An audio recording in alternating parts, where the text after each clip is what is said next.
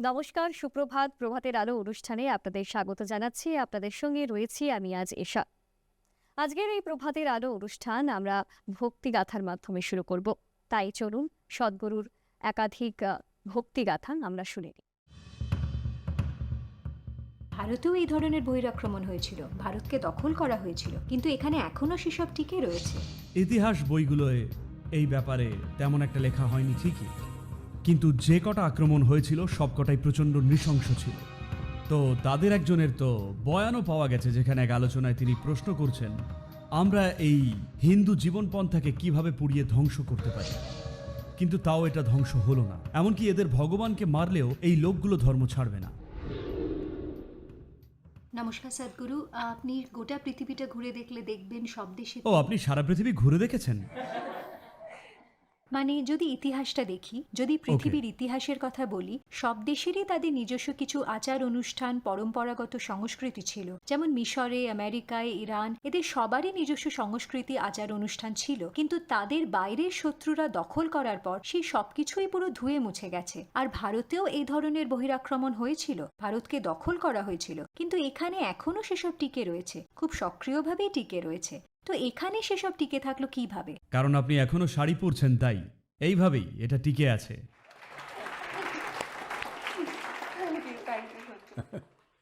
তো আমাদের সংস্কৃতি কিভাবে হাজার হাজার বছর ধরে টিকে থাকতে পারলো? ধন্যবাদ, ধন্যবাদ সদ্গুরু। দেখুন, বহিরাক্রমণ বা ইনভেশন একটা শব্দ মাত্রই, কিন্তু এটা বাস্তবে আপনার সঙ্গে হলে তখন সেটার যে নৃশংসতা তা ভাবনারও অতীত। সেই সময়গুলোয় যা হয় তা একেবারেই জঘন্য, অকথ্য। বিশেষ করে মহিলাদের যা হয়, পুরুষদের হত্যা করা হয়, তারা ভাগ্যবান। অনেক দিক থেকেই তাদের অত্যাচার করা হয় মাঝে সাঝে, সেটা একটু দুর্ভাগ্যজনক, কিন্তু সাধারণত মহিলাদের বাঁচিয়ে রাখা হয় আর তাদের বাকি সারাটা জীবন ধরে অত্যাচার করা হয় সাধারণত। তাই বহিরাক্রমণ কথাটা শুধুমাত্র একটা শব্দ নয়। সম্পদ, সম্পত্তি বা মানুষকে বা গোটা দুনিয়াকে নিজের করার দুটোই উপায় আছে। একটা হলো আক্রমণ করে, আরেকটা হলো আপন করে নেওয়ার মাধ্যমে।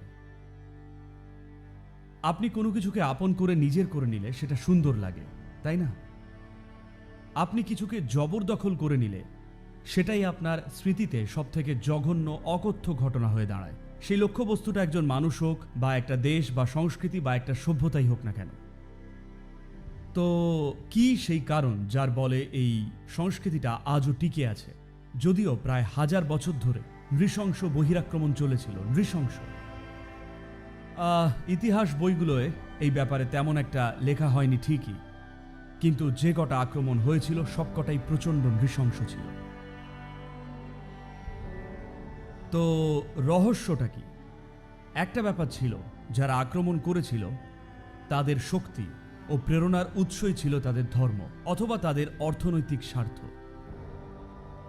একটা ব্যাপার ছিল, এই সংস্কৃতি আর সভ্যতাটা এতটাই জটিল ও গভীর ছিল যে তারা বুঝে ঠাউরি করতে পারেনি। দেখুন, আরে আমি নামটাই ভুলে গেলাম এই নির্দিষ্ট আক্রমণকারীর। তিনি, না না না, আমি একটা নির্দিষ্ট নাম মনে করার চেষ্টা করছি।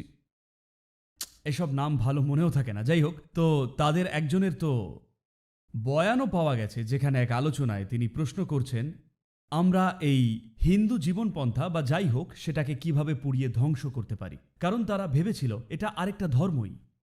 ঠিক যেমন তারা একটা ধর্মে বিশ্বাসী, অন্য কেউ বুঝি অন্য ধর্মে বিশ্বাসী। কারণ যুক্তিটা হলো, আমি একটা ধর্মের হলে আপনিও নিশ্চয়ই অন্য একটা ধর্মেরই হবেন, নয়তো কি? কারণ আপনি যে আলাদা কিছু করেন। কিন্তু এই জিনিসটাই তারা কখনো বুঝতে পারেননি। তো তারা ব্যাপারটা দেখল, আর ধর্মের মাথাটা কোথায়, ধর্মগুরু কে আছেন, তাকে মানলেই ধর্ম শেষ, এই ছিল তাদের ধারণা। তো লোকে বললেন, না, সে তো কয়েকশো গুরু আছেন। তো তারা কয়েকশো গুরুকেই মারলেন, কিন্তু তাও এটা ধ্বংস হলো না, কারণ এটার কোনো মাথা বা নেতা ছিল না। এটা কখনোই একটা গোছালো কিছু ছিল না। এখানে প্রতিটা মানুষই নিজের মতো করে অন্বেষণ করছিলেন। আর সবার সেটা মেনে নেওয়াটাই ছিল আমাদের একমাত্র অর্গানাইজেশন বা সুব্যবস্থিত কিছু। ধরুন আপনি গাছের উপাসনা করছেন, আমার কোনো সমস্যা নেই। উনি পাথরের উপাসনা করছেন, আমি তাতেও সহমত। আমি গাছের পুজোও করি না, আমি পাথরের পুজোও করি না, অথচ আমার কোনো আপত্তি নেই। আমি আকাশের পুজো করি, অন্য কেউ আবার কোনো কিছুরই পুজো করেন না, কিন্তু আমরা তার সঙ্গেও ভালো আছি। তাই তারা কিছুতেই বুঝে উঠতে পারেনি, কারণ তারা সবসময় বিশ্বাস করত আপনি কোনো না কোনো দলের অংশ হবেন নিশ্চয়ই। এখানে মানুষজন কোনো দল বা গোষ্ঠীরই অংশ ছিল না, কাজেই কোনো নেতাও ছিল না।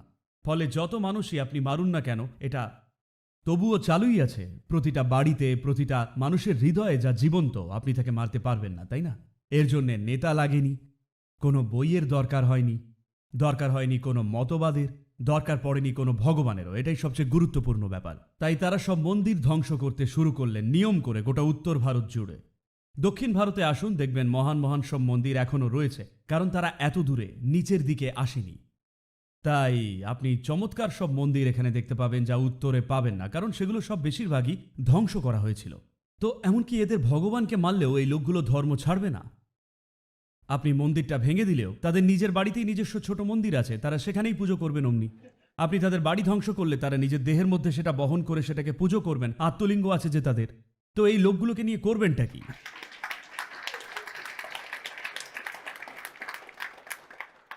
তাই যেহেতু দেখুন, সবার আগে আপনাকে যেটা বুঝতে হবে সেটা হলো এইটাই, এই যে ভারত, জানায় হোক বা অজানায় আপনি যাকে ভারত বলে চেনেন, সেটা একটা গোছানো জগা খিচুড়ি। লোকে এটা বোঝেন না। তাই আপনি ভারতকে দেখে মনে হয় যেন এটা কোথাও এগোচ্ছে না। কারণ আমরা কোনো তীরের মতো নই। সব তীরই ওপরের দিকে ওড়ে, কিন্তু সেটা আবার নিচে নেমেও আসে। আমরা হলাম এক ঝাঁক মৌমাছির মতো। প্রতিটা মৌমাছিকেই আলাদা আলাদা দিকে এগোচ্ছে বলে মনে হয়, কিন্তু অবশেষে সবাই ঠিক একই দিকে এগোয়। এটা হচ্ছে বেশ নিখুঁতভাবেই।